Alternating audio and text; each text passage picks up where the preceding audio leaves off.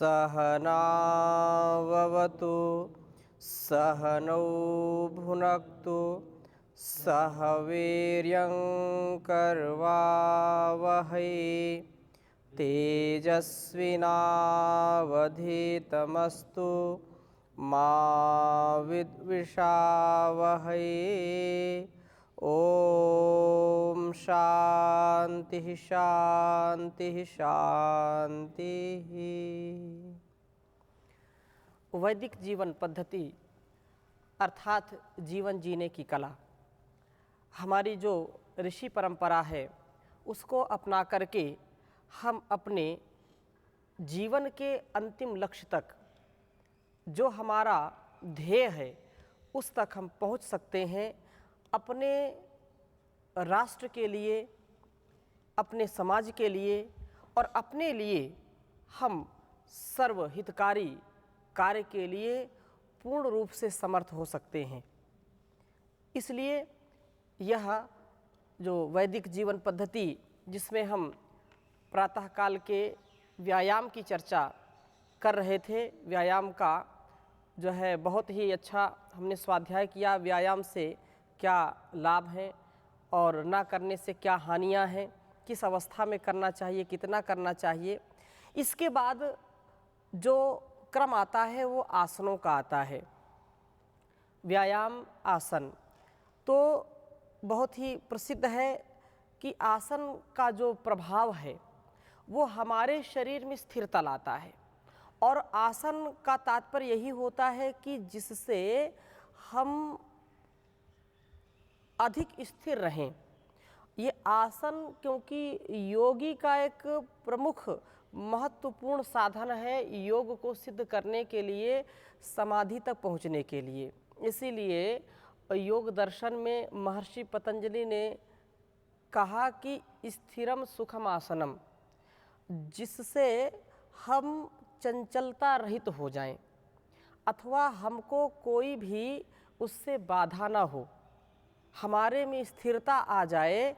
ऐसी स्थिति में बैठना, ऐसे स्थिति में हम आसनों का अभ्यास करें जो कभी भी हमारे लिए कष्टकारी ना हो।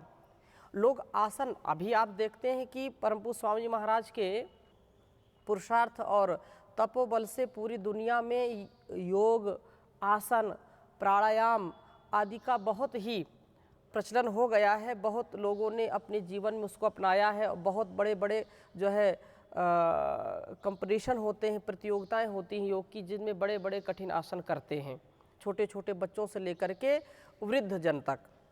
तो यहाँ पर आसनों का जो विवेचन आपके समक्ष हम प्रस्तुत करेंगे, उसमें यह है कि हम अपने जीवन को कितना स्वस्थ रख सकते हैं। आसनों का विशेष महत्व है और आसनों के द्वारा अनेक बीमारियों का उपचार भी किया जाता है। अनेक प्रकार की दवाओं का प्रयोग करके, औषधियों का प्रयोग करके जो लाभ नहीं हो पाता है, वह लाभ आसनों के अभ्यास से हो जाता है। इसलिए आसन बहुत महत्वपूर्ण एक चिकित्सा पद्धति है। जैसे हमने पिछली कक्षा में सूर्य नमस्कार की बात की थी कि सूर्य नमस्कार एक अपने आप में पूर्ण व्यायाम और आसनों का एक पैकेज है। इसी प्रकार से यौगिक जॉगिंग और अनेक जो विधाएं चलती हैं, उनका यदि हम अभ्यास करेंगे तो निसंदेह हमारा उससे शरीर हृष्ट पुष्ट होगा, बलिष्ठ होगा और आरोग्यता को प्राप्त करेगा। पीछे कक्षा में किसी कोई प्रश्न हो तो आप पूछ सकते हैं, नहीं तो आगे चलें। जी ओम स्वामी जी प्रणाम। जी ओम।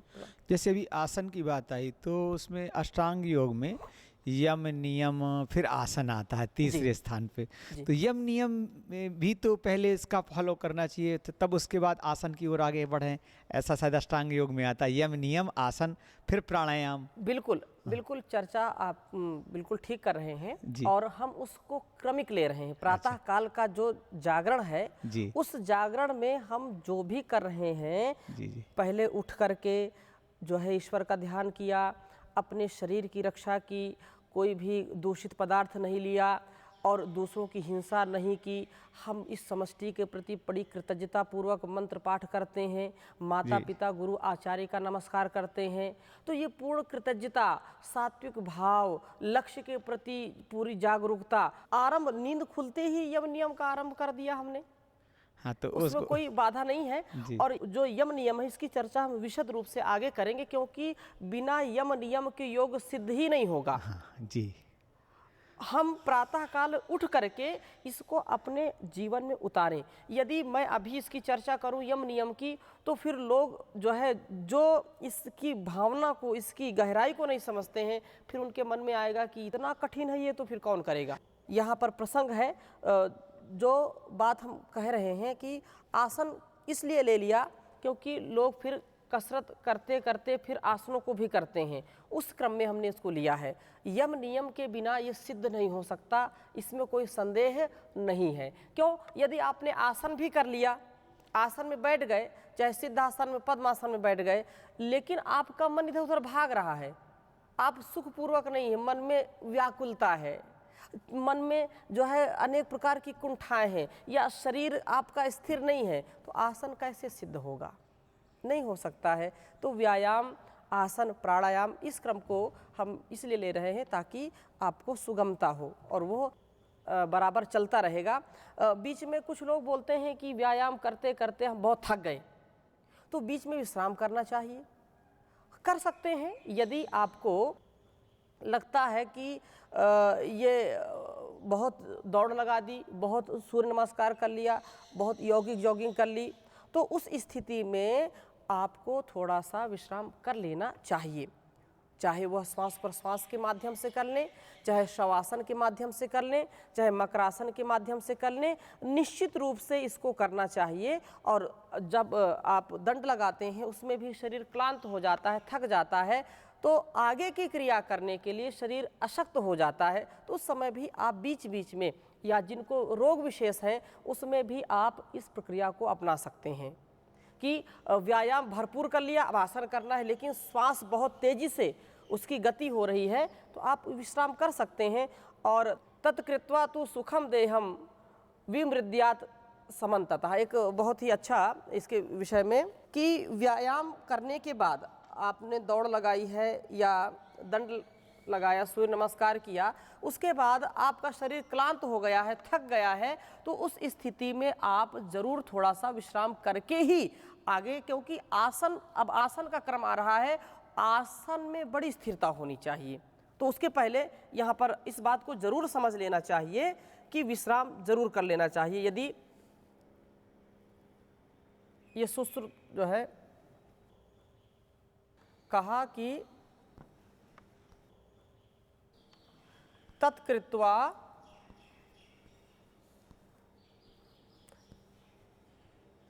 तत्कृत्वा तु सुखम देहम,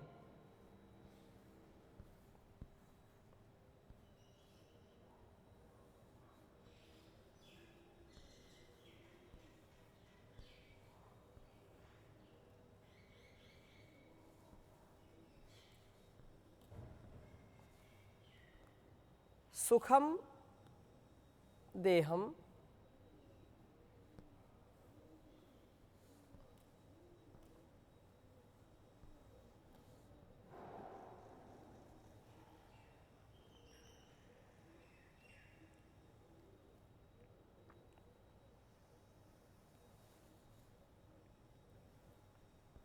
वे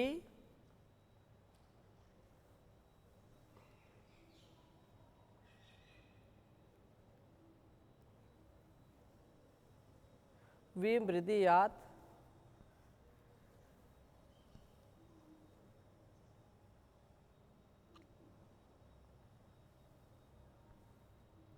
विमृद्यात् समन्ततः, इसको नीचे से लिख लीजिए, समन्ततः।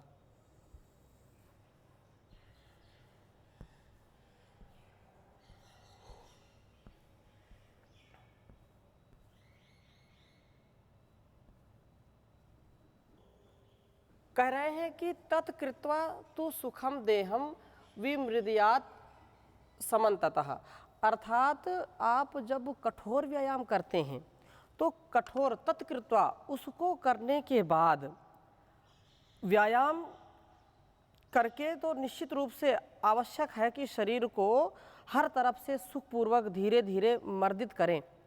थोड़ा सा हाथ पैर को भी थोड़ा सा मलें, उसको हल्का सा दबाएं, उसको मसलें। इससे क्या होगा कि और अच्छा शरीर आपका स्फूर्ति युक्त हो जाता है और उसमें ऊर्जा भरपूर हो जाती है।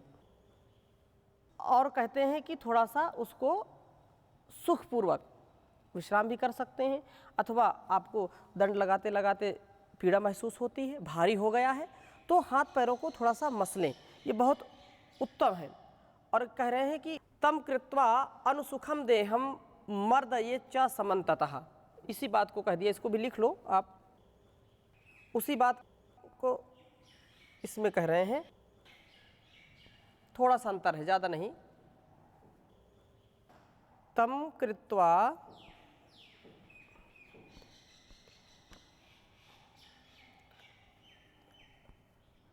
अनुसुखम अनुसुखम देहम मर्दये च समन्ततः। मर्दये च समन्ततः, इसी को आप नीचे लिख दीजिए, समन्ततः। ये भी इसी बात को पुष्ट कर रहे हैं। तम कृत्वा अर्थात कठोर व्यायाम करने के बाद और आपको अच्छा थोड़ा सा विश्राम करें, और विश्राम करने के बाद अथवा विश्राम की ही स्थिति में, अर्थात कहने का आशा है कि आगे के क्रम को तब तक ना बढ़ाएं जब तक आपके शरीर स्फूर्तिवान ना हो जाए। व्यायाम करने के बाद शरीर के जो है इस प्रकार से मर्दन करें कि शरीर की बाधा, शरीर के कष्ट दूर हो जाएं, शरीर में ज़्यादा उसका भार ना हो या बिल्कुल अरुचि ना हो जाए। जैसे आपने उत्तान पादासन किया या और जो भारी आसन है जिनमें ज़्यादा बल लगाना पड़ता है, द्विचक्रिका आसन किया अथवा पादव्रत आसन किया, तो थकावट महसूस होती है। उनको करने के बाद करें तो उत्तम है, बहुत उत्तम है शवासन। परंतु यदि आप भाग रहे हैं, दौड़ रहे हैं और दौड़ करके बहुत थकावट महसूस, तुरंत आकर के आप शवासन में लेट गए, तो वह ज़्यादा हितकर नहीं होगा, नींद भी आ सकती है। और जो शरीर बहुत जल्दी गर्म हुआ था, जो रक्त संचार बहुत तेज़ी से बढ़ा था, वो बिल्कुल उसका लेवल नीचे आ जाएगा।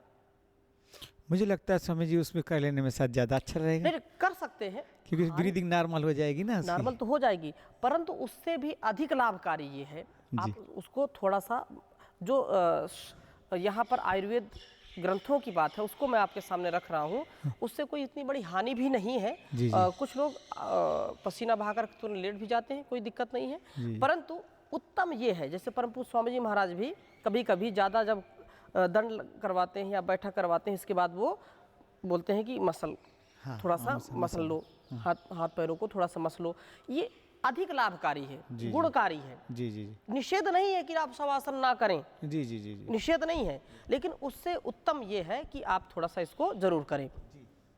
और ये जो है आचार्यों के द्वारा व्यायाम के बाद सुखपूर्वक विमर्दन करना विश्राम की अवस्था की ओर संकेत करता है। विश्राम की अवस्था मतलब मैं ये कह रहा हूँ कि तुरंत आकर के तुरंत लेट जाना, ये थोड़ा सा कहीं ना कहीं कुछ कम लाभ होगा, लेकिन आप थोड़ा सा मर्दन करके लेटेंगे, वही बात यहाँ पर कह रहे हैं कि विमर्दन जरूर करें, अच्छी प्रकार से विशेष प्रकार का शरीर का मर्दन करें और देखें लाभ मिलेगा, जरूर मिलेगा। और इससे जो है आवश्यक पूर्णतः फलप्रद है। ये आधुनिक विज्ञान भी इसे आवश्यक मानते हुए दूसरे प्रकार से विश्लेषित करता है। तो इन वैज्ञानिकों का मानना है कि, अब इसकी थोड़ी सी व्याख्या कह रहे हैं कि व्यायाम की अवस्था में मांसपेशियों को अधिक कार्य करना पड़ता है। इस स्थिति में लैक्टिक जो है एसिड, जिसको तक्राम्ल कहते हैं, तक्र अम्ल उत्पन्न होता है, और तक्र अम्ल की उत्पत्ति और अधिक संचय से ही श्रम अर्थात थकान जो है उत्पन्न होता है, क्योंकि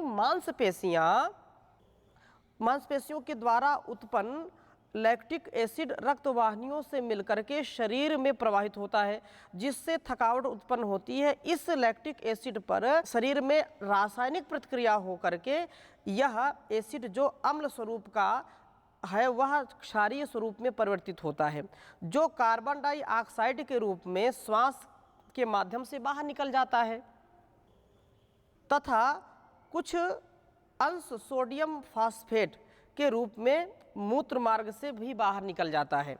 अतः व्यायाम के बाद विश्राम करके मूत्र विसर्जन जरूर करना चाहिए। ये भी बात है कि आप जब प्रातः उठ करके जलपान करेंगे, उषापान करेंगे और जो मांसपेशियों के द्वारा पेशाब, पेशियों के द्वारा, आब का तात्पर्य होता है पानी, जल, जैसे कोई बोलता है तेजाब है, कोई बोलता है शराब, कोई बोलता है पेशाब, तो ये उर्दू का शब्द है। ये मांसपेशियों के द्वारा जो जल हमारे द्वारा पिया जाता है वह जो दूषित हो जाता है अथवा जो बाहर के निकालने के योग्य होता है उसको पेशाब कहते हैं। तो ये मूत्र के रूप में, पेशाब के रूप में ये बाहर निकल जाता है, क्योंकि कुछ अंश सोडियम फास्फेट के रूप में, सोडियम फास्फेट के रूप में यह बाहर निकलता है मूत्र के द्वारा। व्यायाम के बाद विश्राम करने से व्यवस्थित रूप से अधिक ऑक्सीजन का ग्रहण होता है।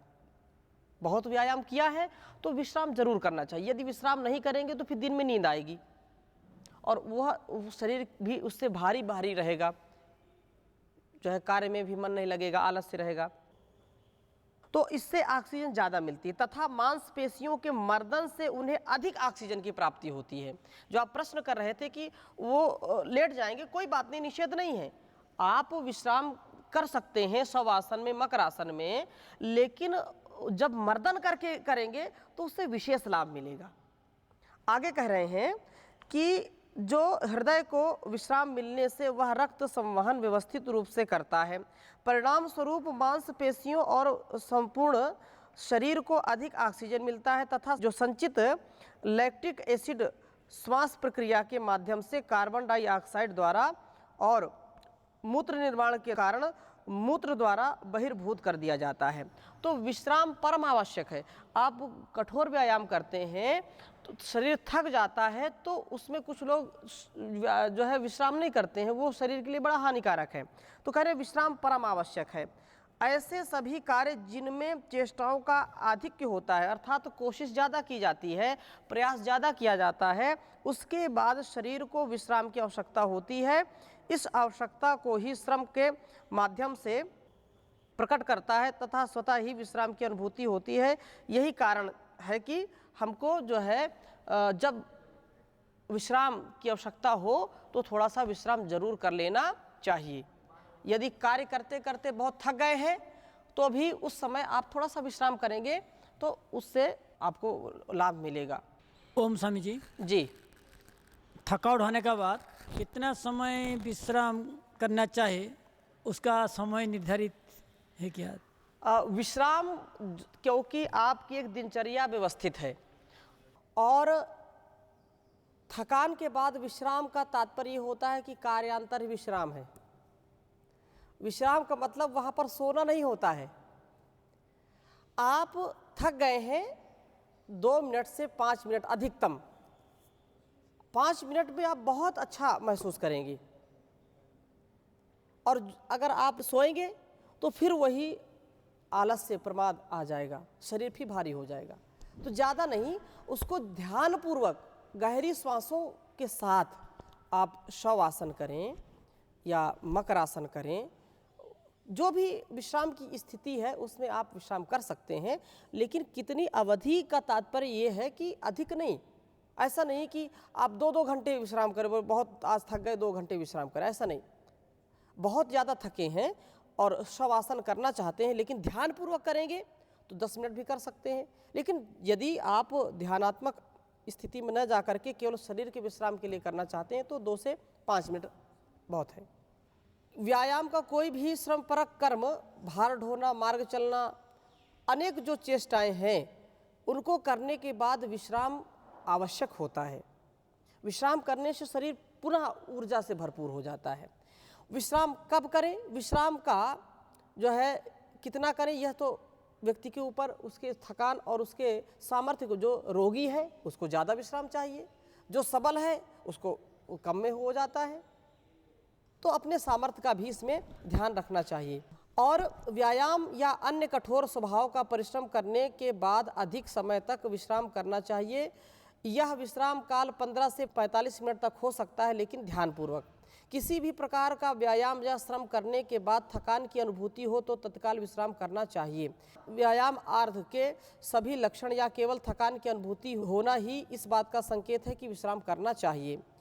और विश्राम के जो है लक्षण बता रहे हैं कि सम्यक विश्राम करने पर श्रम अर्थात तो शारीरिक थकान और क्लम मानसिक थकान दूर हो जाए, मन और इंद्रियों में स्फूर्ति उत्पन्न हो जाए तो पुनः काम में लग जाना चाहिए। ये नहीं कि थोड़ा सा व्यायाम किया और कई ऐसे बोलते हैं कि शवासन करें, शवासन में नींद पूरी हो गई, पता ही नहीं चला। तो ऐसा कार्य नहीं करना चाहिए। श्वास जो है भरपूर आप लेते रहें, श्वासों के साथ करें, गहरी श्वासों के साथ करें तो उसका विशेष लाभ मिलेगा। और विश्राम अवस्था में श्रम या उस व्यायाम योगासन करने के बाद विश्राम आवश्यक रूप से करना चाहिए। यह अल्पकालिक विश्राम है जो कर्म या चेष्टाओं का विराम कर कुछ देर के लिए किया जाता है। इस क्रम में केवल बैठा रहकर या लेटकर या अन्य जो भी मर्दन आदि हैं, संवहन आदि रूप में इसका वर्णन कर दिया जाता है, अथवा इसको ऐसे हम जीवन में धारण कर सकते हैं जिससे हमारे शरीर में थकान महसूस न हो। विश्राम जो रुग्ण अवस्था है उस अवस्था में ज्वर, पांडु रोग, अतिसार, श्वास आदि अधिक कष्टदायी रोगों में तब पूर्ण विश्राम करना चाहिए जब तक कि रोग की निवृत्ति ना हो जाए। और इस प्रकार से यह व्यायाम के बहुत जो है रूप में यहाँ पर चर्चा की गई। अब आसनों का जो हम क्रम अभी आरंभ किए थे पुनः वहीं पर आ जाते हैं कि आसनों का जो करने का क्रम है या ढंग है उसमें विशेष ये ध्यान रखना चाहिए कि सभी जन, सभी व्यक्ति जो है सभी आसनों को नहीं कर सकते हैं, क्योंकि आसन बहुत हैं, अनेक हैं। आप दिन भर आसन करेंगे, 24 घंटे आसन करेंगे तो भी सारे आसनों को नहीं कर सकते हैं। तो इसके लिए आसनों का विशेष यहाँ पर वर्णन आया है और मैं आपके सामने एक श्लोक के माध्यम से बताना चाहूँगा कि जो हमारे लिए अत्यंत लाभकारी है। वैसे परम पूज्य स्वामी जी महाराज ने कुछ आसनों को नितांत आवश्यक बताया है। वो अपने रोग के अनुसार, रोगानुसार आसन प्राणायाम का एक पैकेज है। मोटापा में किन आसनों को करना है, पेट खराब होने में किन आसनों को करना है, या अन्य रोगों की स्थिति में कौन कौन से आसन करने हैं, इसका विशेष पैकेज जो है बनाया है। लेकिन कुछ आसन जो सर्वसाधारण के लिए अत्यंत उपयोगी हैं उनकी चर्चा हम यहाँ करेंगे। और आसनों के विषय में यहाँ पर जो घेरण संहिता में एक श्लोक आया है उसको मैं आपके सामने रखूँगा। वस्तुतः आसन कितने हैं कह रहे हैं,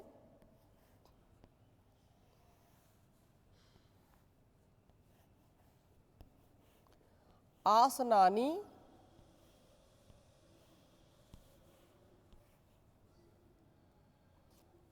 आसनानि समस्तानि।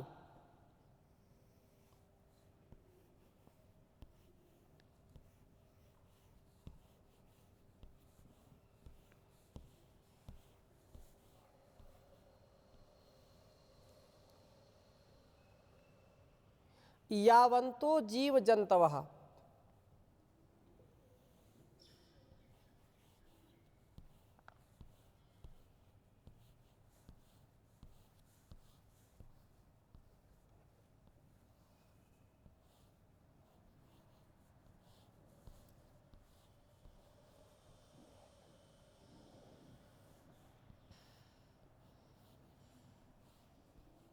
यावतो जीव जंतवः।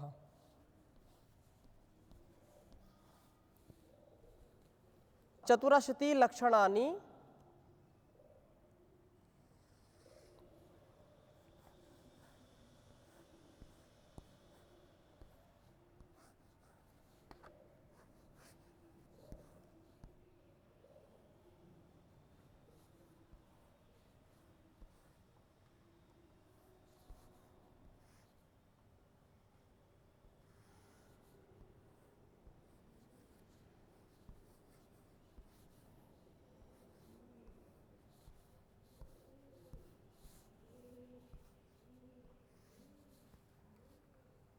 चतुरशीति लक्षणानि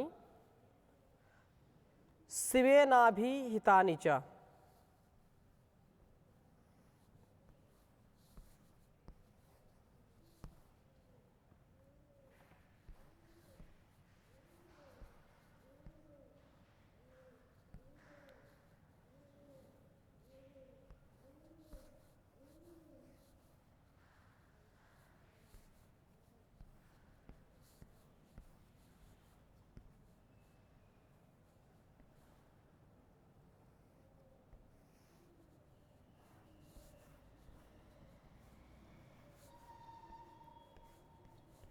कह रहे हैं, पुनः एक बार उच्चारण करें, आसनानि समस्तानि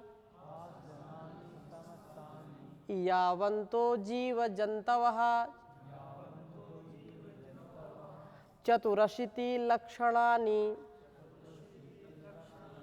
शिवेनाभिहितानि च। तो महर्षि घिरण्ड कह रहे हैं कि जितने भी संसार में जीव हैं, जीव जंतु जितने भी हैं, उतने ही प्रकार के जो है आसनों का वर्णन मिलता है, उतने ही प्रकार के आसन हैं। परंतु भगवान शिव ने जो है पहले 84 लाख आसन कहे थे, हैं, चतुरशीति लक्षणानि, हैं। तो चतुरशीति मतलब भगवान शिव क्योंकि आदि योगी उनको कहा जाता है, तो वो आदि योगी उन्होंने कहा कि यह 84 लाख योनि कहते हैं ना, 84 लाख योनियाँ, तो 84 लाख आसनों को उन्होंने कहा था। उनमें से जो है लक्षणानि चतुरशीति मतलब 84 लाखों आसन का वर्णन मिलता है, लेकिन सब करना संभव नहीं है। इसकी चर्चा हम आगे के भाग में करेंगे आसनों के विषय में। अभी यहीं तक। ओम शांति शांति शांति।